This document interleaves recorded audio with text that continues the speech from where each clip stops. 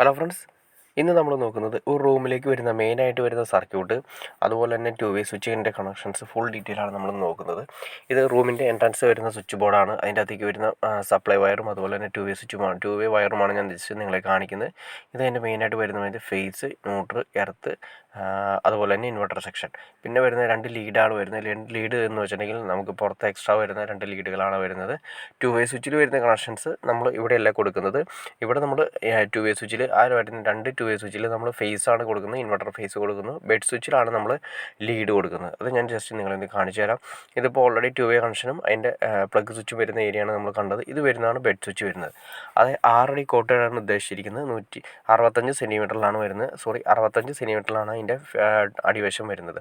രണ്ട് to way switch നമ്മൾ നേരത്തെ കണ്ടപോലെ ആ രണ്ട് ടു വേയുടെ കണക്ഷനാണ് വന്നിരിക്കുന്നത്. പിന്നെ ആ രണ്ട് ലീഡ് കണ്ടോ, രണ്ട് ലീഡ് കൂടാതെ ഒരു ഫുൾ ലാമ്പിൻ്റെ ലീഡ് കൂടി വരുന്നത്. അതാണ് 3 ലീഡ് വരുന്നത്.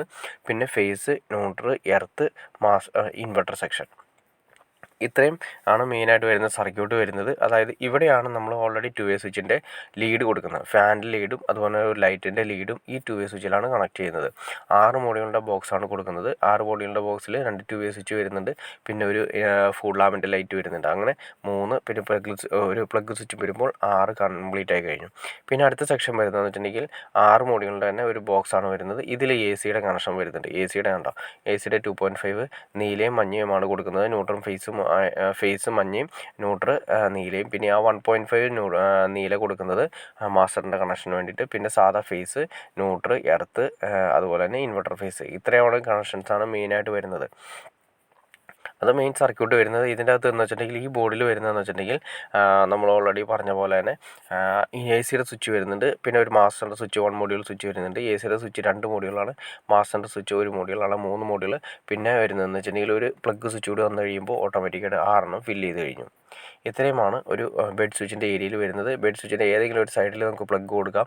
അപ്പോൾ ബെഡ് സ്വിച്ചിൽ വരുന്ന മെയിനായിട്ട് വരുന്ന രണ്ട് ടു വേ വരുന്നുണ്ട്, ഒരു റെഗുലേറ്റർ വരുന്നുണ്ട്, അതുപോലെ തന്നെ ഒരു ഫുൾ ലാമ്പ് വരുന്നുണ്ട്, പിന്നെ എ സി വരുന്നുണ്ട്, മാസ്റ്റർ വരുന്നുണ്ട്, അതുപോലെ തന്നെ പിന്നെ ഒരു പ്ലഗ് സ്വിച്ച് വരുന്നുണ്ട്. ടോട്ടൽ അത്രയുമാണ് നമ്മുടെ ഒരു ബെഡ് സ്വിച്ചിൻ്റെ ഏരിയയിൽ അത്യാവശ്യമായിട്ട് വരുന്ന ഏരിയ. പിന്നെ വേണമെങ്കിൽ നമുക്ക് പിക്ചർ ലാമ്പ് കൊടുക്കണമെങ്കിൽ പിക്ചർ ലാമ്പ് കൊടുക്കാം.